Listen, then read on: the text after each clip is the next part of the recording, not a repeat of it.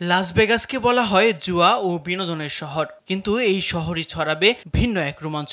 বিশ্ববিখ্যাত সংবাদ মাধ্যম ইএসপিএনের একাধিক সূত্র নিশ্চিত করেছে 5 ডিসেম্বর 2026 সালের ফিফা বিশ্বকাপের গ্রুপ পর্বের ড্র হবে আমেরিকার এই শহরেই। এই বিশ্বকাপই প্রথমবারের মতো আয়োজিত হতে যাচ্ছে 3 দেশে, যুক্তরাষ্ট্র, কানাডা ও মেক্সিকো, যেখানে অংশ নিবে রেকর্ড 48টি দল।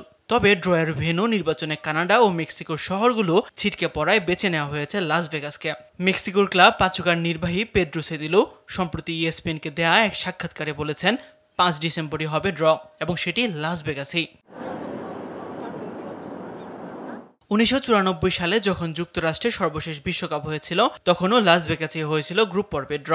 তবে এবার সেই পুরনো venue Las Vegas convention centre ইতিমধ্যেই বুকড, তাই এবার অন্য একটি স্থান খোঁজা হচ্ছিল। প্রাথমিকভাবে আলোচনায় আসে আলোচিত দ্য স্ফিয়ার, যার 54,000 বর্গমিটার স্ক্রিন ও 17,500 দর্শক ধারণ ক্ষমতা। এই আয়োজন দারুণ মানাতো।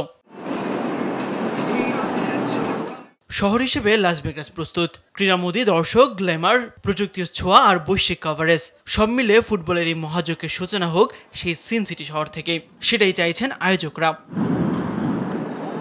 তাসবিহ শরণ, স্পোর্টস ডেস্ক, দেশ টিভি।